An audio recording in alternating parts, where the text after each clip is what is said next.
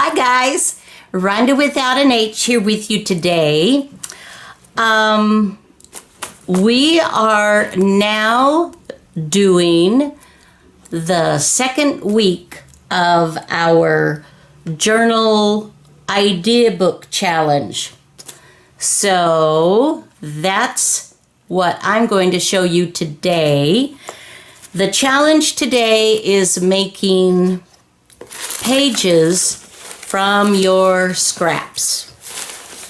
As you can see, oh my goodness, I have scraps. I have scraps. I have scraps. Oh my word. Oh, and not to be outdone, I have more scraps. More and more and more scraps. Okay, so you can tell perhaps why I thought this would be a good thing to do, is I want to get down my scrap pile considerably. That's a pretty piece of wallpaper. And want to do something fun. Keep in mind, the idea book challenge isn't about that we're coming up with every fabulous new idea, because as I mentioned in my previous video explaining this whole thing, I don't know that there are completely new ideas. It seems to always be a throwback from something that was done previous. However, we are going to, we're still going to put them in our book. You may have done videos on this. I have done videos on this. Or you may have watched a ton of videos. The point is that this is week number two. And that's what we're working on today, is just taking some of those scrap papers that we all have, and I know you've got them. They may be hiding, they may be taking over. So some people call it Frankenpaper. Some people just call it, I just call it pages from scraps, but doesn't matter, whatever you want to call it. So basically what we're doing is I'm just going to take a pile and I'm going to create a page for my journal. Let me remind you, this is my idea book journal.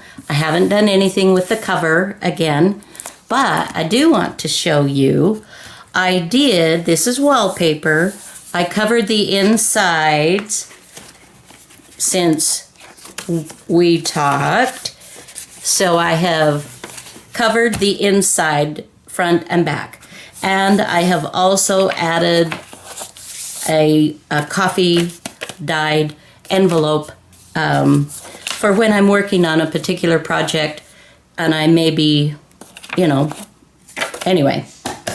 So this was my take on Jean Peter, her art collage that she did a wonderful video last week on. This was my take on that, and I did the back side, but the back side I went ahead and just glued on some fun images that I liked, and I didn't try to art it up really. I did paint. This was the paint that I put on before, and I use for mine, I use a credit card, an old credit card, and just, paint on that way. So I want to open this up. So this is basically the size that I want to make my scrap paper to go in my journal. Now I can do, and this gives you, you have different options that you can do. You could use a piece of paper or a page, two pages technically, I suppose, from your art book or your idea book, I'm sorry. Or you can create something completely new and make it the size. So for this one, I think I'm going to go ahead and create a new page, and I am just getting a couple of things out of the way, moving all those other scrap papers. Oh, golly. So I'm going to measure this. This is 5.5, just a smidge under 5.5, and 8.5. So basically the size of a sheet of paper folded in half is basically what this size is. All right, so I'm going to start, and I am going to, some of these things I just put in the top here, but I kind of want to keep them for ephemera. These are some of the printouts from some things that I have. Let me just kind of get rid of those first, because I'm going to use those in other applications. They just happen to be, okay, I'll just take that whole pile and move that. Oh, I got a little bit more here. Okay, that's good. All right, now we'll go to town with what we've got. All right, so I'm just going to start. I'm going to take a page. This is good. And we can add this way, upside down. We'll keep it right side up. I'm going to get my trusty all-purpose Elmer's glue stick. You know, whatever glue you use, that's the glue you want to use. And I'm not trying to put a lot of glue on mine, because I am going to go ahead and stitch on my paper. But if you don't want to stitch, that's perfectly fine. You do whatever it is that speaks to you. All right, let's see. Let's go ahead and measure. Well, we're way past the size, so I can trim that. I'm just going to go ahead and add that. As I do, I cover paper with paper. So I make sure that I have enough paper underneath so I can get a good hold of my new paper. My new scraps. Okay, as I'm creating this piece of paper from, scraps of paper. Okay, I've got so much. You know, I always try to kind of overthink things oft times, and so it takes me forever, like to make journals and different things like that. Okay, let's see. That's a good one. So you can see I am just putting things down.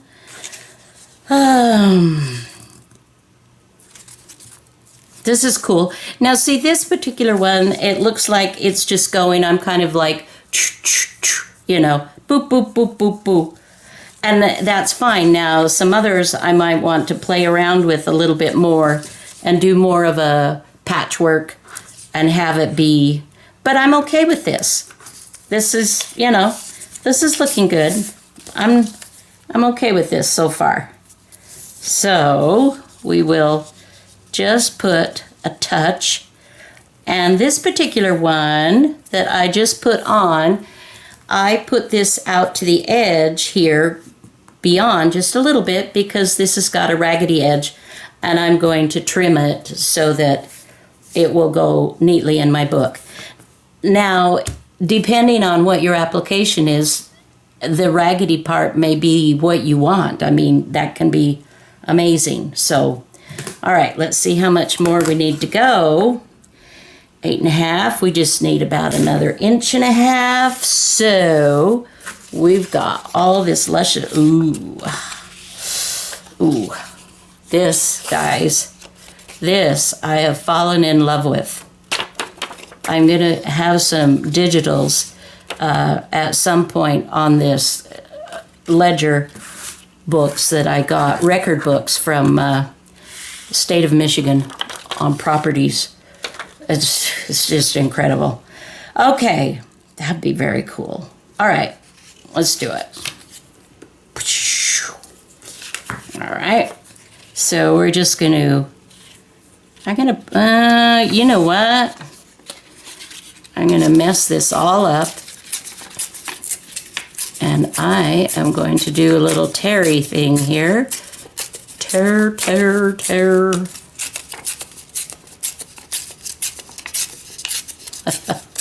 Oh no. And I think I'm going to do a tear here. And I'm going to take this. Now I may have, I made it so that this is not, it's not going to be quite long enough. So I think what I'm going to end up doing is I'm going to go a little different direction. And that's the, you know, when you're doing these types of pages, honestly, it doesn't matter. This is that wallpaper, and I don't want to use that for this particular, not that I couldn't, but I'm just looking. Oh, that's pretty cool. All right, I like that. Maybe just rip off a little bit of the bottom here. And as we try to clear up our pages, do you notice that we create more scraps? Have you noticed that? Oh gosh. Okay, let's measure that. Okay, that's going to be a good size.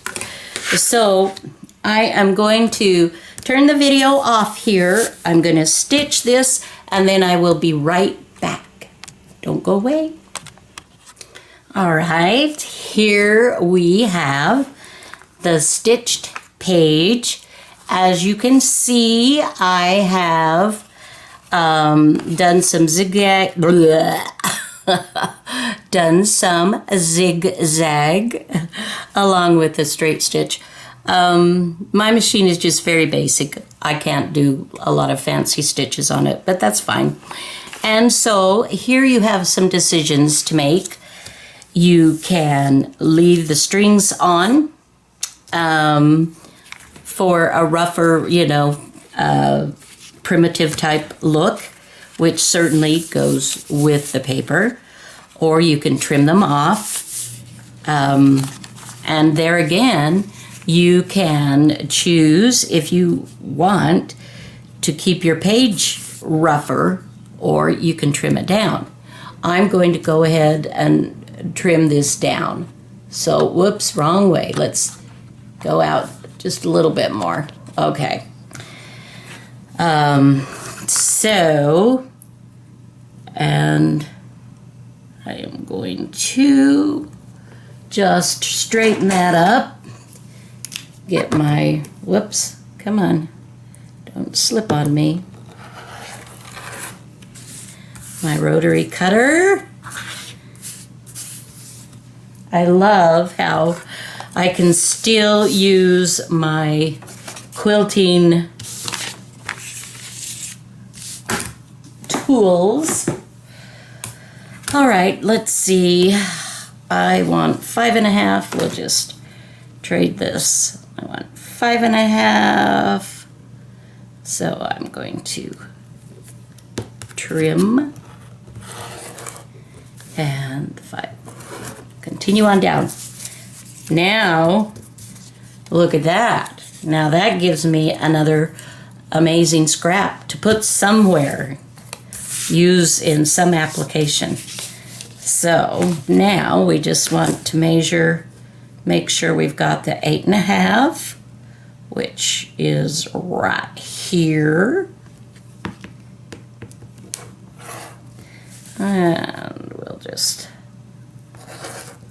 okay, cut that little bit off. And you can, of course, use your scissors, whatever works. I didn't do that perfectly. So then what I would do for this one, because I'm not trying to make it necessarily super primitive, and I may end up, on this particular one, I may end up covering the whole thing with like some tracing type paper, some real clear, or the lunch sacks that I did on one of the videos that I showed you. So here's the back, which is cool as well. So then, so we'll measure this up. This is very close. It's a teeny bit, just a smidgen wider, but that's okay. I like that. So now I'm going to go and get my paper punch, and I'm going to punch my holes. Now this is just a teeny bit smaller. This is a 1/4 of an inch hole punch, and I think it must be 3/8 of an inch for the actual book. So if you have a 3/8 of an inch punch, then you could get the exact hole, and that gives you a little bit more wiggle room. But what I will do with this, and then, just to reinforce, I'll get some of my reinforcements. What do you call them? What are they called? Is that what they're called? Probably something of that nature. And I will just turn it over, and by the time I get that done, this will be a nice sturdy page that I can put, you know, I can put in my idea book, and I can then have this as a sample. Let's go ahead and do that since we're working on that. Anyway, I'll put this back in, and I will put this in, and there you go.